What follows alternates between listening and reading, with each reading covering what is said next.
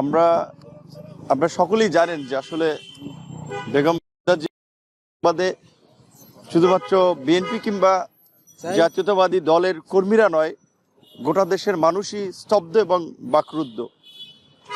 বাংলাদেশের স্বাধীনতা সার্বভৌমত্বের প্রশ্নে আপোষহীন এবং দেশপ্রেমের একটি উজ্জ্বল নক্ষত্র বেগম খালেদা জিয়া সামরিক স্বৈরাচার বিরোধী আন্দোলন থেকে শুরু করে দেশের গণতন্ত্র যখনই সংকটে পড়েছে, তার একটা সাহসী সংগ্রাম এবং দৃঢ়চেতা মনোভাব আমরা দেখেছি। আজকে 2024 পরবর্তী যে নতুন বাংলাদেশ, এই বাংলাদেশের এই জায়গায় নিয়ে আসার জন্য যে রাজনৈতিক দলগুলোর যে ঐক্যবদ্ধ সংগ্রাম, তিনি জেলের ভিতরে থেকে বাইরে থেকে তিনি এই রাজনৈতিক দল সমূহকে, এই জাতিকে ঐক্যবদ্ধ করেছিলেন, যার ফলেই কিন্তু এই 24শে জুলাই গণ অভ্যুত্থানের মধ্যে দিয়ে আজকের একটি নতুন পরিবেশ আমরা দেখতে পাচ্ছি। আমরা মনে করি যে আমাদের জাতীয় সংকট কাটেনি, আগামীতে নির্বাচনের মধ্যে দিয়ে হয়তো কিছুটা পথ আমরা অতিক্রম করতে পারতাম। এই পথের ক্ষেত্রে খালেদা জিয়া আসলে একটি ঐক্যের প্রতীক হয়ে উঠেছিলেন। আপনারা দেখেছেন যে গত বছরও সশস্ত্র বাহিনী দিবসে যখন খালেদা জিয়া সেনাকুঞ্জে গিয়েছেন, দল মত নির্বিশেষে বলা চলে সেনাকুঞ্জের অনুষ্ঠানের মধ্যমণি ছিলেন তিনি, কারণ তিনি তার সংগ্রাম, ত্যাগ, দেশপ্রেম এর মধ্যে দিয়ে তিনি মানুষের কাছে সেই জায়গাটি তৈরি করেছিলেন। তার এই মৃত্যুতে শুধুমাত্র রাজনৈতিক অঙ্গন নয়, জাতীয় পর্যায়ে একটা বড় ধরনের ক্ষতি হয়ে গেছে, যে ক্ষতি অপূরণীয়। আমরা সকলেই তার আত্মার মাগফিরাত কামনা করি, তার জন্য দোয়া করি। আগামীকালকে বাদ জহুর যে তার জানাজা হবে সংসদ ভবনের দক্ষিণ প্লাজায়, যারা পারবেন সেখানে অংশ নেবেন এবং গোটা দেশবাসীকেই আমরা দোয়া করার আহ্বান জানাই। এবং তার যে সংগ্রামী রাজনৈতিক চেতনা, দেশপ্রেম, আপোষহীন ভূমিকা, আমি মনে করি যে সেটা শুধুমাত্র বর্তমান নয়, ভবিষ্যৎ প্রজন্মকেও অনুপ্রাণিত করবে। একজন রাজনৈতিক কর্মীর জন্য অবশ্যই খালেদা জিয়ার জীবন একটা অনুকরণীয়, অনুসরণীয়। আমরা বিশেষ করে তরুণ প্রজন্ম যারা খালেদা জিয়াকে কাছ থেকে দেখার সুযোগ পায় নাই, জানার সুযোগ পায় নাই, তারা জানবে ভবিষ্যতে তার মতো সংগ্রামী দেশপ্রেমিক মনোভাব নিয়ে দেশের জন্য কাজ করবে। সেটাই হবে খালেদা জিয়ার প্রতি আমাদের সকলের সম্মান প্রদর্শন। আমরা তার রুহের মাগফিরাত কামনা করি, তার জন্য দোয়া করি।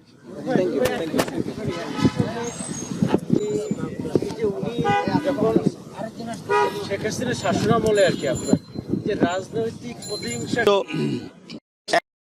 কায়েম করার জন্য, দেশের গণতন্ত্রকে ধ্বংস করে ভারতীয় নীল নকশার একটি ফেসিবাদী রাষ্ট্র কায়েম করার জন্য, এটা তো আপনারা দেখেছেন যে একেবারেই একটি ভিত্তিহীন মামলায় তাকে জেলে নিয়ে, এবং জেলে নেওয়ার সময় একজন সুস্থ হেঁটে গিয়েছিলেন, জেল থেকে বের হয়েছেন হুইল চেয়ারে। এবং এটা তার ডাক্তার থেকে শুরু করে তার দল থেকে আমরাও মনে করি যে আসলে জেলখানায় তাকে মৃত্যুর দিকে ঠেলে দেওয়া হয়েছে, কারণ তিনি যে আর্থ্রাইটিস সহ কিডনি মারা গিয়েছেন। তার বড় ছেলে এখন বিএনপির ভারপ্রাপ্ত চেয়ারম্যান, 17 বছর ধরে নির্বাসিত জীবনযাপন করেছেন। যদি তারেক রহমান সে সময় দেশে আসতেন, তারও কিন্তু একটা করুণ পরিণতি হতো। তো এই প্রতিহিংসা জিয়া পরিবারের প্রতি, খালেদা জিয়ার প্রতি যে শেখ হাসিনার ছিল, সেটি একেবারেই পরিষ্কার। এবং অবশ্যই তিনি আজকে সুস্থভাবে যদি মারা যেত, সেটিও ধরেন আমাদের একটি কিছুটা আত্মতৃপ্তি থাকতো যে স্বাভাবিক মৃত্যু। গত 1.5 বছর ধরে তিনি আমাদের মাঝে ছিলেন, কিন্তু কার্যত অসুস্থ হয়ে বিছানায়। তারপরেও তিনি যে কথাগুলো বলেছেন, বিশেষ করে 5ই আগস্টের পরপর আমি এবং আমার সহকর্মীরা যখন হসপিটালে গিয়েছিলাম, 3টা ছোট বাক্যে আসলে বলেছিলেন যে দেশের সাথে কখনো বিশ্বাসঘাতকতা করো না, সততার সাথে কাজ করে দাও, ইউনূসকে সহযোগিতা করো, ডক্টর ইউনূসকে সহযোগিতা করো। এই 3টা সংক্ষিপ্ত ছোট বাক্য তিনি বলেছিলেন। তো এর মধ্যে দিয়ে আসলে আমরা বুঝতে পারি একজন অসুস্থ মানুষ বা এরকম একটা ঐতিহাসিক মোমেন্টে আমরা তরুণ প্রজন্ম হিসেবে, তরুণ নেতা হিসেবে আমাদের যে সৎ পথে থাকা উচিত, সততার সাথে চলা উচিত, সেটি তিনি পরামর্শ দিয়েছেন। এবং দেশপ্রেম যে একজন রাজনীতিবিদদের মধ্যে থাকা উচিত সেটিও তিনি ইন্ডিকেট করেছেন। একই সাথে সেই সময়ে অন্তর্বর্তীকালীন সরকারকে সহযোগিতা করা এই কথাটিও কিন্তু তিনি বলেছিলেন। তো তার মধ্যে দিয়ে আমরা কিছুটা ধন্য যে আমরা স্নেহাস্পদ পেয়েছি, তার সাহচর্য পেয়েছি। আবারও তার আত্মার মাগফিরাত কামনা করি তার জন্য। দেশনেত্রী বেগম খালেদা জিয়া তিনি আজকে সকাল 6টার সময় ইন্তেকাল করেছেন।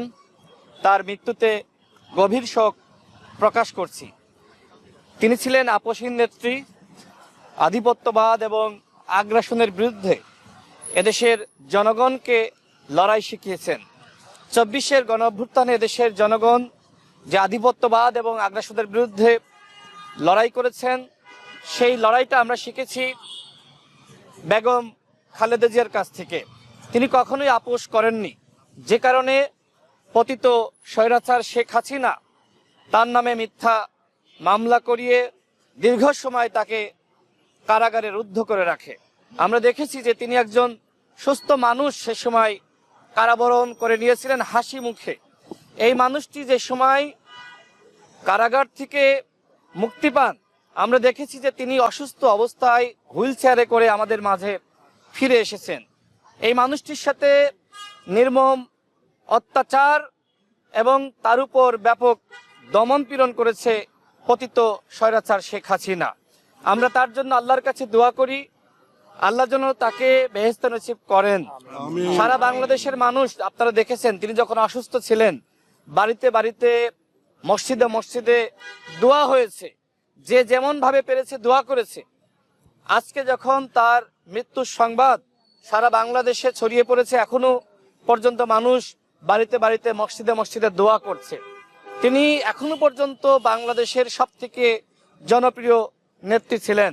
তার জনপ্রিয়তা এবং গ্রহণযোগ্যতা ঈর্ষান্বিত হয়ে পতিত স্বৈরাচার শেখ হাসিনা তার নামে মিথ্যা মামলা করিয়ে তাকে দীর্ঘ সময় কারাগারে বন্দী করে রাখে।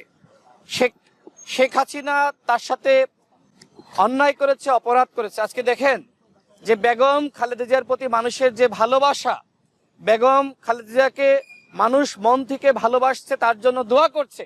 কিন্তু পতিত স্বৈরাচার, তার জন্য কিন্তু দোয়া করার মানুষও খুঁজে পাওয়া যাচ্ছে না। জনগণের জন্য, গণতন্ত্রের জন্য লড়াই করলে কিন্তু এইভাবে মানুষের ভালোবাসা পাওয়া যায়।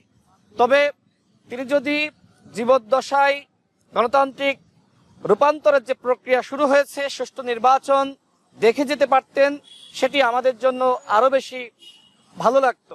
তবে আমি মনে করি এটি তার জন্য প্রাপ্তি যে তিনি জীবদ্দশায় শেখ হাসিনার নির্মম পতন প্রত্যক্ষ করেছেন, দেখে গিয়েছেন। আমার সৌভাগ্য হয়েছে তার সাথে একবার সাক্ষাৎ করেছিলাম গণঅভ্যুত্থানের পরে, এবং তিনি সে সময় আমাদেরকে বলেছিলেন যে তোমরা তরুণ, তোমরা দেশকে ভালোবাসো, তোমরা কখনোই অন্যায় পথে ধাবিত হও না। এদেশের গণতান্ত্রিক আন্দোলনে তরুণদের সবসময় ভূমিকা আছে। তোমরা তারুণ্যকে ধারণ করে জনগণের মুক্তির জন্য যে লড়াই করেছ, এই লড়াই তোমাদের চালিয়ে যেতে হবে। আমরা দেখেছি যে সেই এরশাদের আমল থেকে তিনি কিভাবে লড়াইটা চালিয়ে গেছেন, কখনো এককভাবে, কখনো কিছু মানুষকে সাথে পেয়েছেন। আজকে যে বিএনপিকে আপনারা দেখছেন, এই বিএনপির অন্যতম কর্ণধার হিসেবে শহীদ প্রেসিডেন্ট জিয়াউর রহমানের পরে তিনি হাল ধরেছিলেন। একজন গৃহিণী থেকে কিভাবে তিনি আন্তর্জাতিক নেতায় পরিণত হয়েছেন সেটা আমরা দেখছি। আজকে দেখলাম যে আন্তর্জাতিক গণমাধ্যমে তাকে নিয়ে যেভাবে কাব্যিক সংবাদ প্রকাশিত হচ্ছে, এটি বাংলাদেশের জনগণের জন্য অত্যন্ত গর্বের। তিনি ছিলেন এদেশের জনগণের অভিভাবক, তিনি ছিলেন এদেশের মুক্তিকামী জনগণের পথ প্রদর্শক। এই মানুষটিকে হারিয়ে আমরা অত্যন্ত শোকাহত। আজকে বিএনপির গুলশান অফিসে তার জন্য যে শোক বই ছিল সেখানে আমি স্বাক্ষর করেছি, এবং বিভিন্ন জায়গায় আপনারা দেখেছেন যে মাদ্রাসার শিক্ষার্থীরা তারা কিন্তু কোরআন খতম দেওয়া শুরু করেছে। তার জন্য ইমাম থেকে শুরু করে প্রত্যেকটা পর্যায়ের মানুষ দোয়া করছে, এমনকি যারা অন্য ধর্মের মানুষ তারাও কিন্তু দোয়া করছে। এরকম আসলে গ্রহণযোগ্যতা, জনপ্রিয়তা শুধুমাত্র বাংলাদেশেই নয়, বিশ্বে আমার কাছে মনে হয় বিরল। আজকে এই নেত্রীকে হারিয়ে আমরা বাকরুদ্ধ। সারা বাংলাদেশে আমার কাছে মনে হচ্ছে যে আজকে বাংলাদেশটা স্থবির হয়ে রয়েছে। আমরা আল্লাহর কাছে দোয়া করি যে আল্লাহ যেন তাকে জান্নাতবাসী করেন। এবং তিনি যেভাবে আমাদের পথ দেখিয়েছেন আমরা যাতে সত্য ন্যায়ের পথে থাকি। আমার অত্যন্ত ভালো লাগে যে তার বিরুদ্ধে আমরা কিন্তু দুর্নীতির বা কোনো অন্যায় অপরাধ তিনি করেছেন সেটা আমরা কিন্তু শুনি না। যদিও তার নামে মিথ্যা অভিযোগ দিয়েছিল, কিন্তু এটা যে ভিত্তিহীন অভিযোগ ছিল বাংলাদেশের মানুষ জানে, এবং এই ভিত্তিহীন অভিযোগ কেউ কিন্তু গ্রহণ করে নাই। তার জন্য আমরা সবাই দোয়া করি।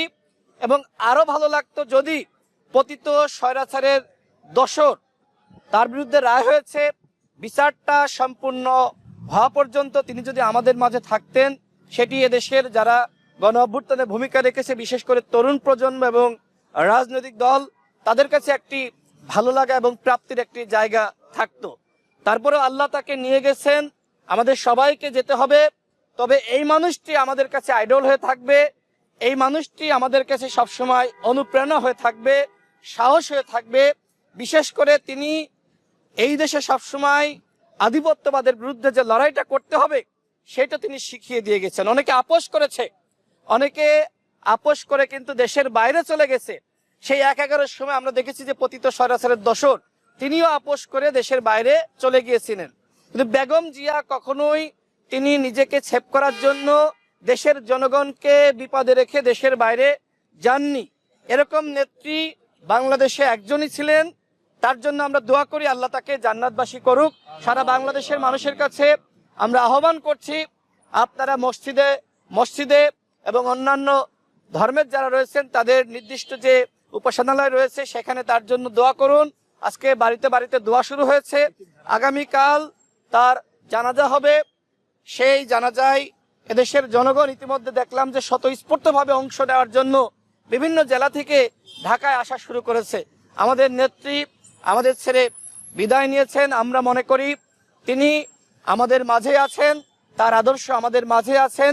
বাংলাদেশের সাম্য, মানবিক মর্যাদা, সামাজিক সুবিচার প্রতিষ্ঠার যে লড়াই, আধিপত্যবাদের বিরুদ্ধে যে লড়াই, মানবিক বাংলাদেশ প্রতিষ্ঠার যে লড়াই, সেই লড়াইয়ে আমরা তার স্বপ্ন বাস্তবায়ন ইনশাল্লাহ কাজ করব। জনাব তারেক রহমান আপনারা দেখেছেন যে তিনি নতুন বাংলাদেশের স্বপ্ন মানুষকে দেখাচ্ছেন। তার বাবার কাছ থেকে, মায়ের কাছ থেকে অনুপ্রেরণা পেয়ে তিনি এই কাজ হাতে নিয়েছেন। আজকে তিনি বাবাহারা, ভাইহারা, এমনকি তিনি আজকে মা হারা হলেন। আমরা তার সাথে রয়েছি।